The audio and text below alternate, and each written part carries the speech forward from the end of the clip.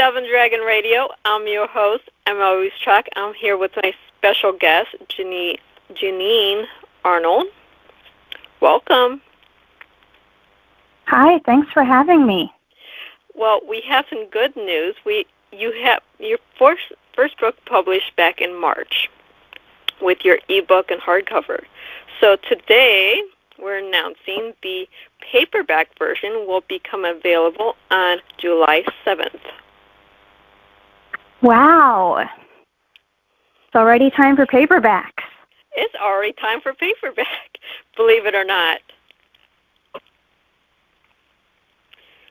March till July. It feels like it's been really quick to publish this first book, but at the same time, I'm trying to push everything out because of this pandemic. I'm like, why wait? Just get the books out to readers. People are stuck at home. It's a great time to start a new book or a new series. Exactly. So in starting a new series or a new book, what is your book about? My book is about the Island of Alta. And the island starts out as a very peaceful place. There's fruit trees growing to provide food and water from the mountains of mist and goats from the mountain.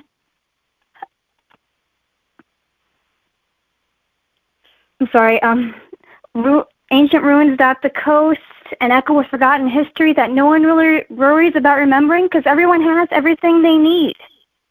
The oceans itself protect them, and the reefs keep invaders away. The mainland has tried to send ships, but the heavy ships just get stuck and don't reach the island. So the mainlanders ignore the island of Alta, and the island ignores the mainland. But that wasn't always the case. Legends tell of a time when magic was real and ancient gods fought alongside with the Alta Islanders.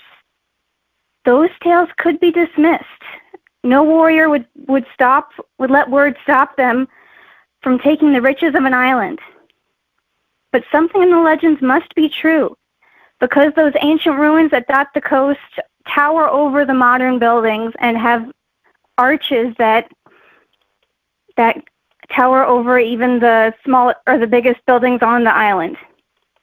The mainlanders fear the stories, and they leave the island alone, at least until the Argosy come. The Argosy do not believe the tales, and they are not afraid of the old gods. The Argosy have technology that no one else has seen. They can build ships that float over the water even when they're full. They have sticks that shoot fire further than the best archers can shoot an arrow. The Argosy have magic and can call lightning from the sky. The islanders fight, but no one can stand against magic like that and win.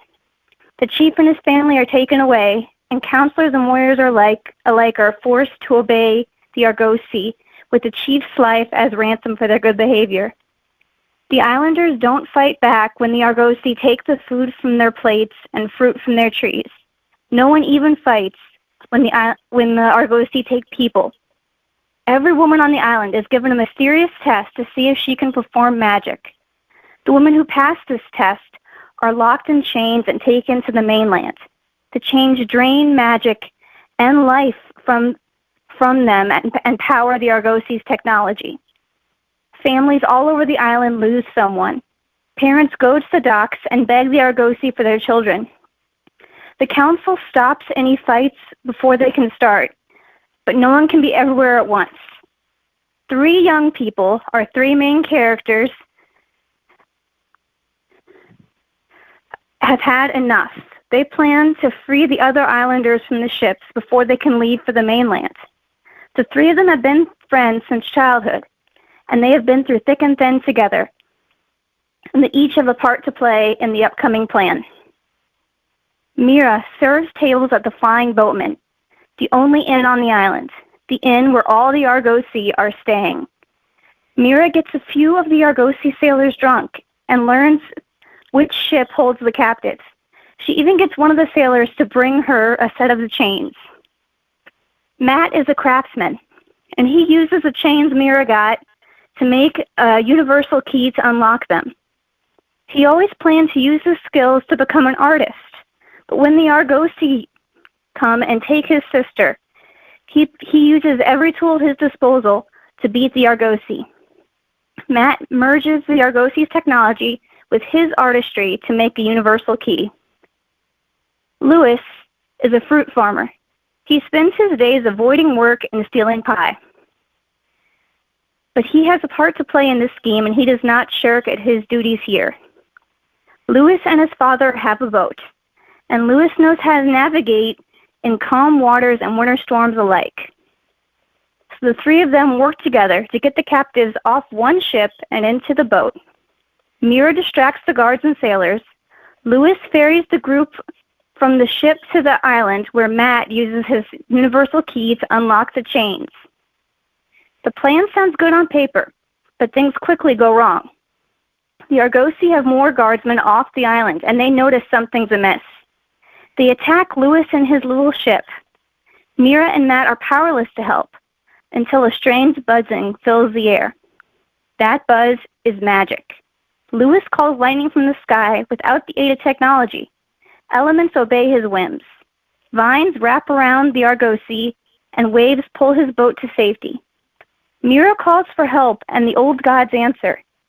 Nanooks, giant bears who guide hunters and craftsmen to their callings, defend Mira and her friends. Matt gets a glimpse of the future and warns his friends before doom can befall them. The three of them have the same magic as the Argosy, but they don't need technology to help them. Their power could be even greater. They just need to learn to use their magic, avoid capture from the Argosy, and save their island before it's too late.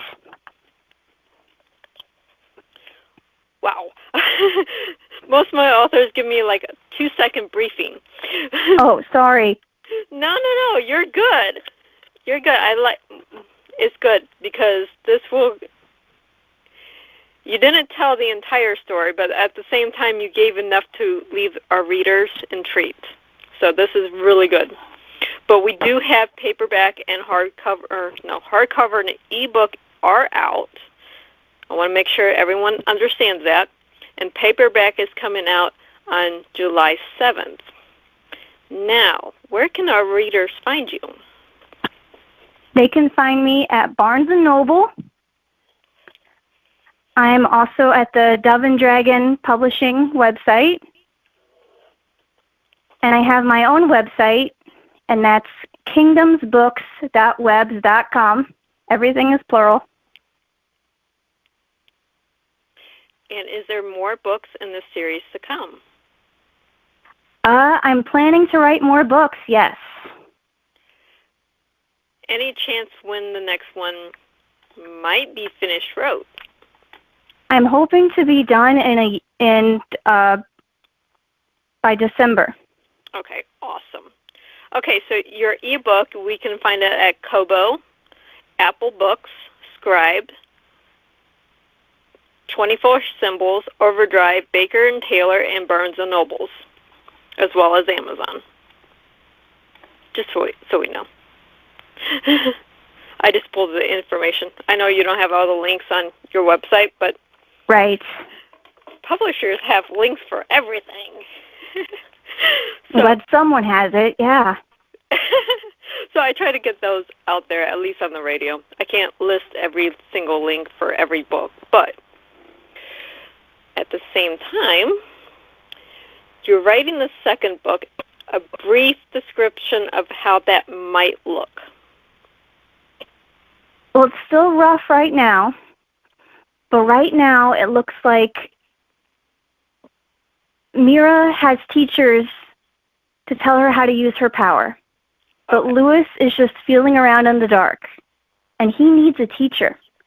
So this book is going to be about how Lewis finds a teacher to tell him how to use his magic. Okay. Well, see, you have an idea, and that's always great.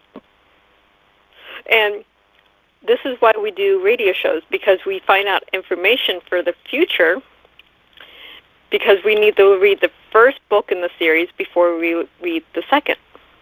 Right. and all my authors, for the most part, are very bored. So we're pumping out books left and right. And this is awesome for writing. If you're an introvert to begin with, this is an excellent time, because what are we doing? We're filling the time by writing more books for our audience. Right. We don't have anywhere to go either. Exactly. We don't have anywhere to go. We don't have anywhere to be. So we just have all day to write. Isn't it great? Very productive right now, yeah. Not really great, So, since we're doing this during the pandemic, what movies have you seen since we've been locked in? Not real big on watching the movies, but I have seen the whole season 1 of both Outlander and the White Queen. Oh, from White Queen is wonderful. Yeah, I really liked the book, so I was really excited to get the series on DVD. Oh, yes. The book is wonderful. There's a lot of things cut out if you actually read through the entire series, but the series that they have is wonderful. Yes. It's very true to the book and very true to the history in a fantasy way. Right. They got to add the seer aspect of it. Yeah. They have to add the fantasy, but at the same time, the historical elements are correct.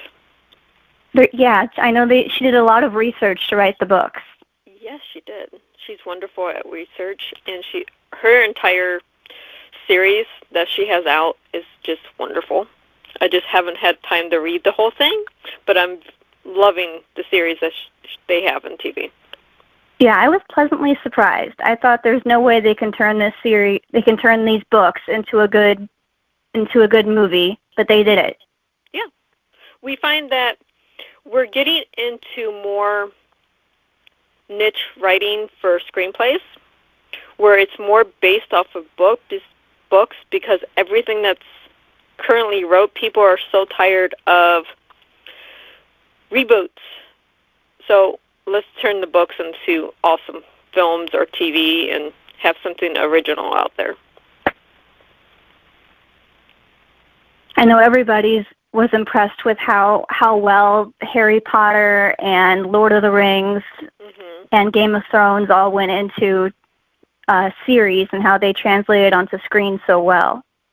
Exactly. There's a finesse there. You have to, who's ever writing the screenplay has to be familiar with both the author and the book. If you're just picking up the book and going, okay, I can make this into whatever, it's not going to work. Right. So there is a finesse there that needs to be accomplished.